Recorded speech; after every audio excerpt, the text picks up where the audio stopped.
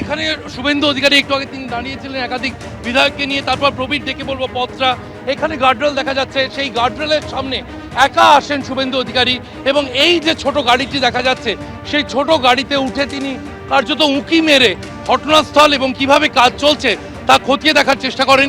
এবং পাশে যেখানে আমরা এই গার্ডরেলের পাশে যদি তাকাই, আমি প্রবীরকে একটু বাঁ দিকের ছবিটা দেখাতে বলবো, এই যে ঘটনাস্থলে বিভিন্ন সরঞ্জাম যেখানে রাখা হয়েছে সেই এলাকাটাও শুভেন্দু অধিকারী তিনি ঘুরে দেখলেন এবং তারপর ঠিক এই যে গাড়িটি, অর্থাৎ আমার পাশে যে গাড়িটি দাঁড় করানো রয়েছে এই গাড়িটিতে কার্যত বেশ কিছুটা উঠে গিয়ে শুভেন্দু অধিকারী কিছুটা উঁকি মেরে তিনি ঘটনাস্থলটি দেখেন।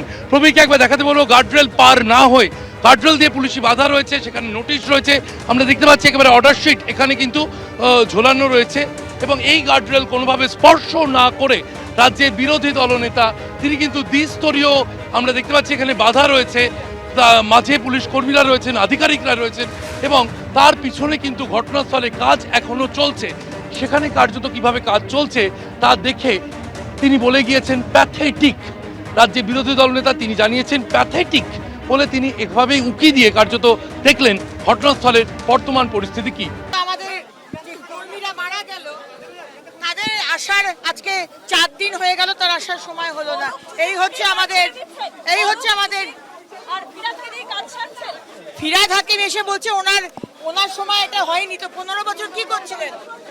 তাকে তেল নিয়ে ঘুমোচ্ছিলেন। যদি ধরেও নি যে বাম আমলে হয়েছে, এতদিন কি করছিলেন? 15 বছর ধরে কি করছিলেন? ভূমি দপ্তর তো মুখ্যমন্ত্রীর আন্ডারে, মুখ্যমন্ত্রী দেখেননি কেন? বিরোধী দলনেতা শুভেন্দু অধিকারী যে অভিযোগগুলো করেছেন তার মধ্যে এগুলো যেমন আছে, তার পাশাপাশি তোমাকে জানিয়ে রাখবো আজকে তিনি যখন এই ঘটনাস্থল পরিদর্শন করতে বের হন তখন প্রথমে ঘোষণা হয়েছিল 20 জন বিধায়ককে নিয়ে আসবেন। তবে আমরা যে ঘটনাস্থলে একদম তার যেখানে প্রথম ব্যারিকেড আছে সেই ফার্স্ট ব্যারিকেডের জায়গায় রয়েছি, বিরোধী দলনেতা এই ফার্স্ট ব্যারিকেড অবধি তিনি আসেননি। তিনি তার আগে অন্তত 10 মিটার আগে তিনি দাঁড়িয়ে যান এবং দাঁড়িয়ে তিনি সেখান থেকে ঠিক পাশে আমার সহকর্মীকে দেখাতে বলবো একটি গাড়ি রয়েছে যেটা এখানে যারা কেএমসি ঠিকাকর্মী যারা এসছেন তাদের সেই গাড়িতে তিনি উঠে সেখান থেকে উকি মারার চেষ্টা করেন এবং তিনি যতটুকু দৃশ্য দেখতে পান দেখে একটাই মন্তব্য করেন প্যাথেটিক। তবে বিজেপি সূত্রে যেটা জানা যাচ্ছে, যেহেতু আইনি ব্যবস্থা করা হয়েছিল যে 100 মিটারের মধ্যে যেন 5 জন বা 5 জনের বেশি না আসে, তাই প্রশাসনকে সেই সুযোগ না দেওয়ার জন্য তিনি অনেক আগে এখান থেকে অন্তত 100 মিটার 150 মিটার আগেই তার যা দল ছিল সকলে সেটা থেমে যান এবং তিনি একা আসেন। এবং এখানে আমরা যে ব্যারিকেড দেখছি সেই ব্যারিকেডের এখানে ডবল ব্যারিকেড করা আছে এবং পুলিশের পক্ষ থেকে সকলে এখানে প্রস্তুত ছিলেন, যদিও তিনি এই ব্যারিকেড অবধি আসেননি। বিজেপি নেতার মুখে এইসব জ্ঞানগর্ভ কথা মানায় না।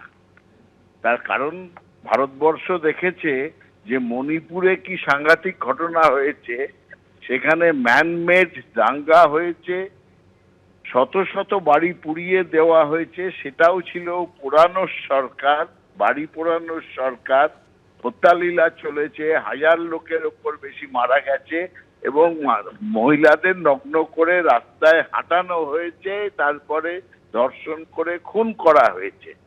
সেটা ছিল বিজেপির সরকার এবং সেখানে 1.5-2 বছরের মধ্যে প্রধানমন্ত্রী যাওয়া প্রয়োজন মনে করেনি।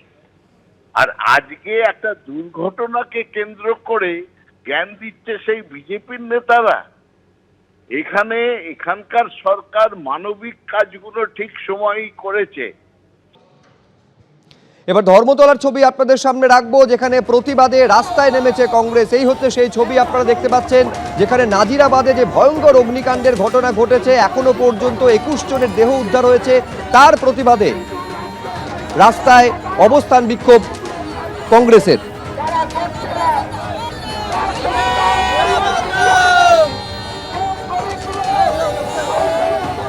এবিপি আনন্দ, এগিয়ে থাকে, এগিয়ে রাখে।